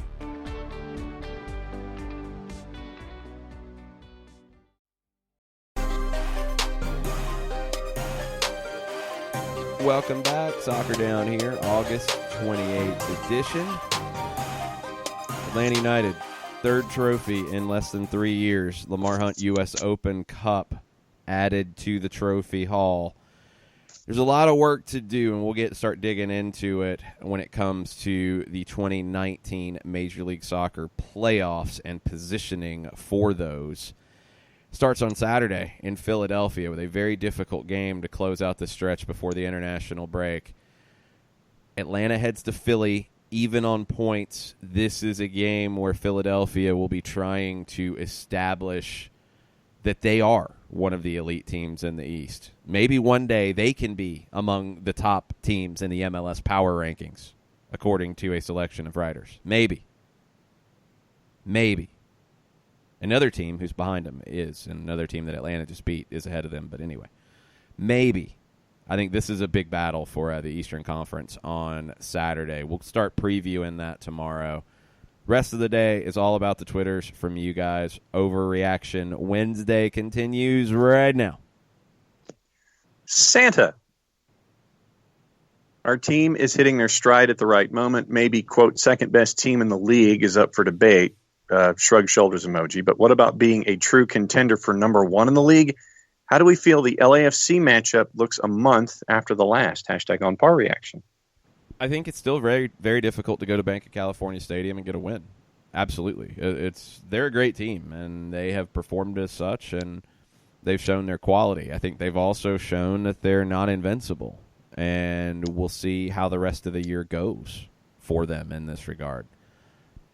That's coming up. That's on the horizon. But right now, all you can worry about is what's in front of you in the Eastern Conference. And Atlanta has shown in a home match that they can beat New York City FC. Can they do that at Yankee Stadium? It's a valid question. NYC did look really good in their win over the Red Bulls. They didn't look as good in their win over Columbus. All right. Can they do that against Philadelphia, who is a team that is right there on points with Atlanta? We're going to find that out on Saturday, doing it in Chester. Not going to be easy. A result, a positive result, a draw, is a good result. A point is a good one here. We're going to learn a lot more about Atlanta United down the stretch because they go to Yankee Stadium. They go to Chester. Potentially tricky match at Stade Saputo against Montreal. Potentially tricky match on decision day against New England, who has come on really strong since Bruce Arena came into the fold. potentially tricky match against San Jose, who bounced back in a big way, albeit against Vancouver, and showed what they can do. I think San Jose will look a little different after the international break. It's not going to be an easy run-in, and we'll continue to learn more about this team, but right now they are playing as well as I have ever seen Atlanta United play in the 2+ years. I've never seen the team hit these heights for this extended period of time in the history of the club. Tafka had a 6.5-hour round-trip drive. Didn't get home till 2:30. Didn't get to bed till 3:30. Had to be at work at 8:30.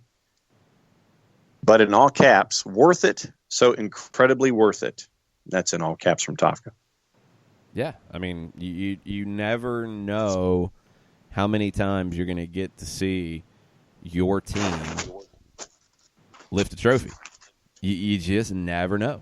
As good as this run has been, you don't know how long it lasts. You have to cherish it and you have to celebrate it. The club is going to do everything possible to make this last and last and last and last some more.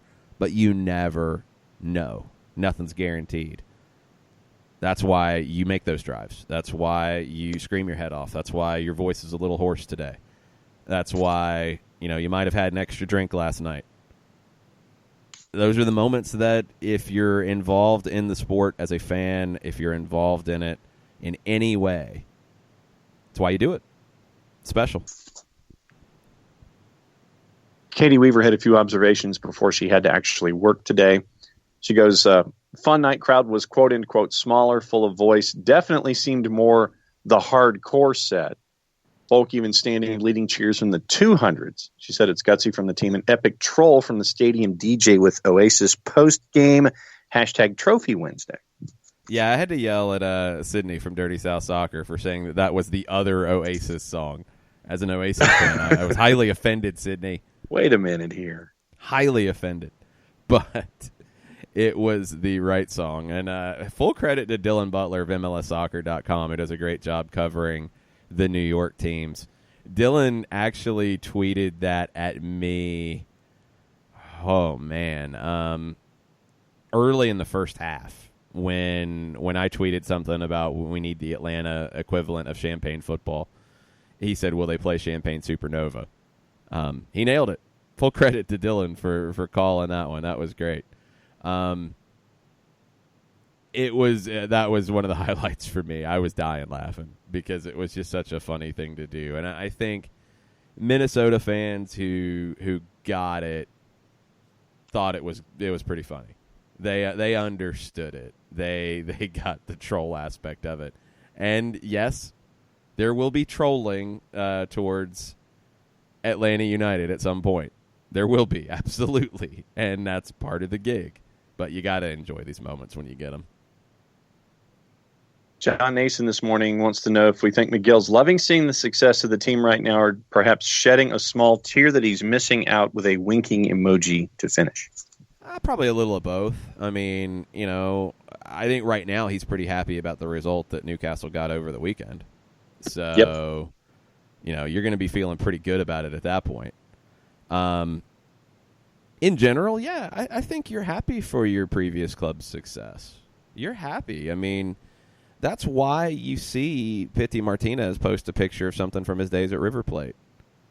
It's funny looking back at all the talk about Pity Martinez and he doesn't show any emotion, and then you watch him last night after this team won and during all the celebration stuff. A lot of it was Pity leading the way with this group. He was all over it. But you have love for your previous clubs when it ends well. And Miguel will always have that for Atlanta. It's got to be a little of both for him, though.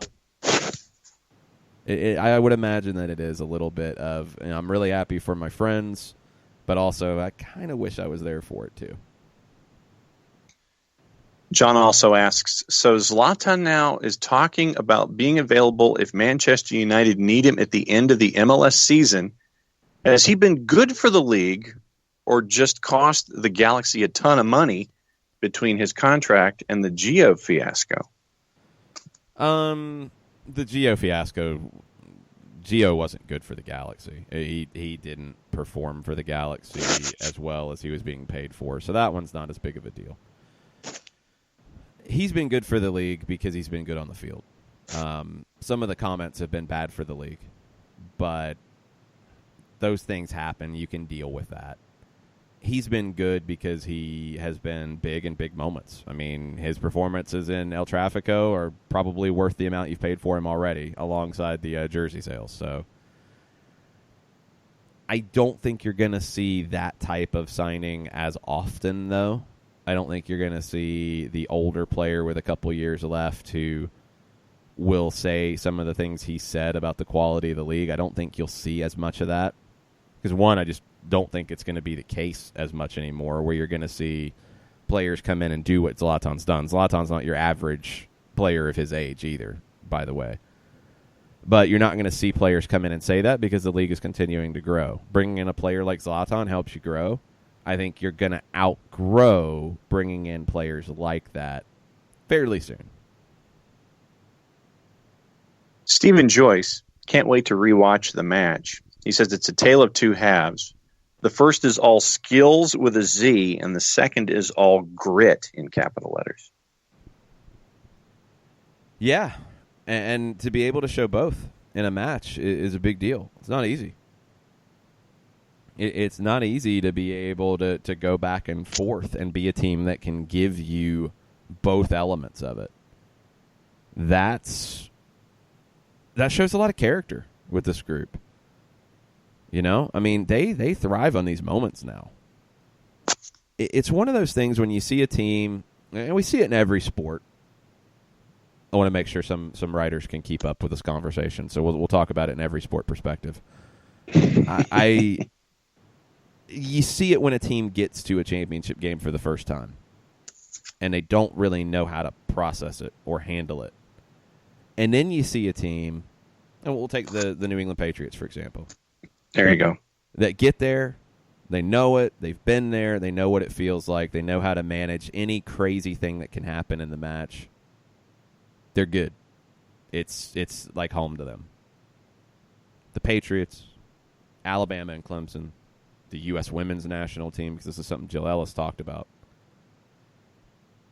Dealing with pressure and living with pressure, Atlanta United now is in that realm. A playoff game on the road, it's not going to scare them. Going to LAFC in a cup final, it's not going to scare them. They've been there. They've done that. Now they've won trophies. Really, the only thing to check off is winning a trophy, and the Eastern Conference Championship doesn't quite fit the bill in this for me because you really want it in the first leg at home. But winning a knockout game to lift a trophy in somebody else's house, that's the next thing to check off. Mr. Green has CCL fever and wishes to discuss it briefly. Back in March, he said we're top 5 in CONCACAF. And other than the Liga MX sides that are going to be in, what CONCACAF sides are on par with Atlanta United at full strength, he's having a hard time finding one. No one. It's Atlanta United. It is in this realm this year. It's Club America. It's Tigres. It's Cruz Azul. I think León is right there. Maybe just a step below, although they've played so well lately, maybe playing a little bit above their heads. The 4 Mexican teams, Atlanta United. You look beyond that, LAFC will be in. They will be right there. Toronto, maybe, if they make some additions. If they win the Canadian Championship, too. They haven't done that yet. There's not a team in Central America that is at that same level. Doesn't mean they're easy wins. Doesn't mean that you can go into Saprissa and just expect to roll. No, not at all. But over 2 legs, you should be the better team against anyone. And you shouldn't feel like you are a lesser team against Club America. Not after you won the game here. you'd still have to go to do a second leg at the Estadio Azteca, which is a whole different level of chaos. Tigres is a team that spends in the ballpark of Monterrey, and we talked about that during CONCACAF last year. Monterrey is not your typical Mexican team anymore. Cruz Azul is right around the same level as Atlanta United in terms of the value of the roster, a little bit more than Club America. Those three are kind of in the same conversation. León is a step below. Tigres is a slight step below Monterrey, who is the team that has the most valuable roster according to market values of players. Monterrey has the most valuable roster in CONCACAF. They didn't get into the Champions League this year. Tigres did. Tigres is just a little below that. Club America, Cruz Azul is more than Club America, more than Atlanta United. Atlanta United and Club America right now, very equal. I think Club America is going to spend more ahead of a Champions League campaign. They've won that trophy more than anybody else in Mexico. They're going to want to win it again this time around, especially after losing Campeones Cup. It's a little bit of a hit to their pride. They're going to go out in the January window and spend some cash. So you're going to have a pretty strong competition between your Mexican teams, Atlanta, LAFC, and whoever else gets in out of MLS. Tafka, as I guess he's still a little groggy, getting the caffeine in for work, says his thoughts from the win. It feels like the moment in a video game when you reach a really difficult checkpoint save. Quote, no matter what happens further, you're here, you're safe. 2, I think due to game state, I was more psyched to win last night than I was MLS Cup, and he has a third one, but I'll go ahead and let you talk about the first 2. It's just different than MLS Cup. MLS Cup, you didn't really worry about it once you got the first goal. It never felt like Portland was going to threaten you. It did feel like Minnesota was threatening you, and then the red card amplified that threat. So, different feel to the game. I mean, it's a little hard to compare them. I think this is a more impressive win when you take the red card into account. But the more impressive trophy, obviously MLS Cup, and those are two different conversations. Tafka also wishes to have VAR added to the Open Cup because of the double yellow on LGP he wasn't a fan of, the lack of VAR a red on Ike Opara. Let's be really clear, and this is something I don't want to be a stickler on stuff like this, but I want the VAR conversation to be understood. VAR would have zero to do with the double yellow with Leandro Gonzalez-Perez. There's nothing VAR could do about it. What about the lack of a red on Opara on Joseph? You could look at it for a red. I don't think you give a red there. But you could look at that for a red. I don't think you're going to even look at the Osvaldo Alonso one because it's a second yellow. VAR, and this is something I feel like we have to stress consistently, VAR can only get involved in red card situations, not yellow card situations. Red card situations. Now, we have seen occasionally where a review will be suggested for a red card. The referee will see it and say, it's not a red, it's a yellow. Here's your yellow. You're not supposed to use it in that way, but if you see that you feel like it's a yellow, you can do that. Maybe Opara gets a yellow card out of that. I don't think it was a red because I don't think he twisted his body or anything to catch Joseph in the jaw with his shoulder. I think some of it is the height difference. Yeah. I don't think there was a huge malicious intent there. The thing that would give you a little bit of pause is when he followed through with his arm going up. I think that's just a follow through. I don't think he was swinging anything. So the two yellows, though, VAR would have zero to do with that. And then Tafka did finish up by saying it was the gutsiest win in club history. I was in awe, and that's in all caps. Yeah, it's funny that the two gutsiest wins in club history are against Minnesota. The cold red card for a longer period of time game in the regular season last year, that was probably the gutsiest win before this one. Swickster just is somewhat rhetorical, and he says, what is it with Atlanta United playing Minnesota getting red cards, 3 matches in 5 that included 5-stripe red, and don't get me started on that first game at MBS. The one at MBS, the one that should have seen a red card on the tackle on Tito Villalba, which is one of the worst tackles I've seen to not get a red in this league. It's just weird. One of those weird coincidences. There's nothing to it. It just happens. Chris Ashley, Youth Guy Cash, part of the GVLsoccer.com and That Soccer Show, and part of Greenville Triumph Weekly, has 2 quick thoughts. One, now that Atlanta United has won the U.S. Open Cup, he's wondering if everybody can get behind the Triumph winning the U.S. Open Cup next season. No, sorry. Sorry, Cash. And then he says, and then he says if you could pass it along to the Atlanta United front office. The team has never lost when I've been in the building. That includes MLS Cup and last night's U.S. Open Cup final. And it was good to see Chris out at the tailgate as we were doing our Apolinski and Associates live tailgate show pre-match. Yes. Chris, that's a good attempt to try to get tickets given to you by the club. I don't know if they're going to comply with that. But, yeah, I think you need to be in the building. I'm good with this. Jeff Plucker, talking CCL 2020, says it'll be strong for MLS with Atlanta United, LAFC in, probably NYCFC getting in on points. The 4th spot will be another top points or MLS Cup champ.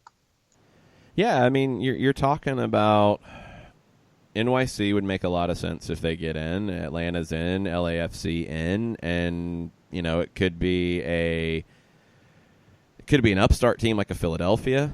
It could be a team like a Seattle. I don't think Portland's going to quite get there. You've got some very interesting possibilities that could get there through the MLS qualification. I'm excited. I mean, I think CONCACAF's only going to get better and better as MLS gets better and better. And this year, with Atlanta and LA being such heavyweights, I feel like this could be the most competitive on a few different fronts for MLS and Mexico in the Champions League. And Chris Kilroy, in trying to figure out who the best safety comparison would be for Miles Robinson, is suggesting Ed Reed. Yeah, I always think of Reed more as a hitter. I was looking for somebody who just seems to always pop up because of their range. That's the way I look at Robinson. And Ricky Ricardo, any analysis of Joseph's Insta story? Because I got to say, a champagne and beer slip and slide is pretty grade A content. It's pretty good. It's pretty good. Joseph has a future. I don't think he hit Ashlyn Harris levels. Don't think he got to that point, but it was pretty good work from Joseph. And a lot of folks are commenting on how good it was to see Breck Shea as a part of the folks dressed in a suit for the trophy presentation.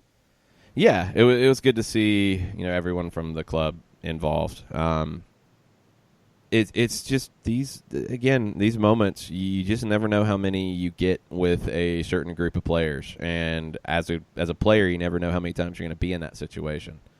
So you've got to cherish it and live it up. Now, just like we talked about when the team went to Portland, I think this one probably even more so because of just the overall level of fatigue that this team has. Is now you're picking it back up today with a regen day. You're having a probably fairly light training session on Friday, traveling to Philly and then playing again on Saturday. And the thing that helps you is that all right, we're going to get a break after this. That's big, but you've got to come down from the emotional high of winning another trophy and then refocus to face a very good team in their house and get something out of it. And if Atlanta goes to Philadelphia and gets something out of it after the week they've had, I can't wait to see what the power rankings have to say. I was about to say something, but I'm going to bite my tongue. Try not to make it bleed. Yeah, not gonna. So you want to finish up with Gustavo? See. And we still have a lot of folks left in the queue. So Next step will be stoppage time at 2 o'clock with Mike and Jason and Jimmy over at 92.9. Gustavo, Overreaction Wednesday, using the hashtag. Yesterday, MBS was a boiler. Rivals really boil. They missed a lot of chances. Noise can be frightening. I love it. Hashtag Atlanta United is selling great emotions at a fair price. Hopefully, I will visit this new soccer cathedral. Yeah, it's turning into that. It's turning into a very special thing. Wow, I'm still just blown away by a football writer's comments because he just keeps digging a deeper hole. He's got a backhoe out at this point. Yeah, now he's saying sketchy attendance figures when it was actually the other team that had sketchy or attendance figures. So just stop, dude. Know when to stop because you're embarrassing yourself and you're embarrassing your employer. Anyway, back to the comment at hand from Gustavo. Mercedes-Benz Stadium has become a soccer palace in the United States. It is. And that really bothers some people because they think for some reason a soccer palace in the United States should be 20,000 seats. Nuh-uh. No. A soccer palace in the United States can be as big as it needs to be. And I don't care that it was 35,000 last night as opposed to 45. I know now why we have the headset volume cranked up so I can hear Mike next to me and the gnats in my ear turned down and in Mike's ear turned down because I was standing in the booth yesterday without a headset on next to Mike, next to Jarrett as that game was winding down. I couldn't hear a word they were saying. It was incredibly loud. It was incredibly intense. And it matched any other game that has been played in that building in any other sport. It's a special place for the game that we love in this country. It's, for me, a marker and something that should be an aspiration for every other club in this country to try to meet. That's what it should be. I hope that others meet that. As I've said, as close to day one as I can remember, what I really hope for in the near future is that all the specialness of Atlanta United in terms of attendance, in terms of atmosphere, in terms of success, in terms of building a roster this way, in terms of capturing a community, in terms of angering other sports writers in the city, in terms of all of that, I hope that it's not as much of an anomaly very soon because I hope that this continues to spread. It is. It's spreading. It will continue to spread, and on multiple levels. Greenville is experiencing this. Statesboro is experiencing this. Memphis is experiencing this. Nashville is going to experience this in a bigger way next year. Cincinnati has been seeing it over the years. The landscape's changing. Hopefully, it can continue to do so, and hopefully Atlanta doesn't stick out as much from the rest of the country. I think it always will because it's something that we've always wanted to see in the city, a team that consistently wins and a team that does it with style, with flair, with guts. Now we're seeing it. I hope that it continues to grow, and I hope that others continue to try to reach that level, and I hope that Atlanta keeps setting that bar higher and higher and higher. It's been special to be part of. It's been special to see. And it's kind of funny when it really upsets people. I kind of like that. Whether it's soccer people who don't like what Atlanta's doing because their team or their market is not doing it or capable of doing it or hasn't figured out how to do it.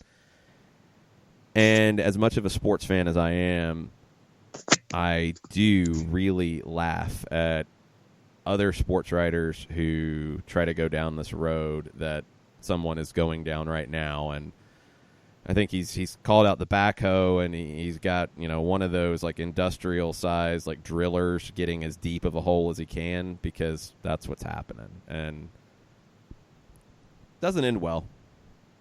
Let him dig. It's an expensive rental. Going anywhere. It's an expensive rental, and it's going to be expensive in terms of credibility, and that's the biggest hit that you can have at this point, because those times are changing in terms of the sports landscape. They already changed in Atlanta. Some people just haven't caught up. They're going to change everywhere.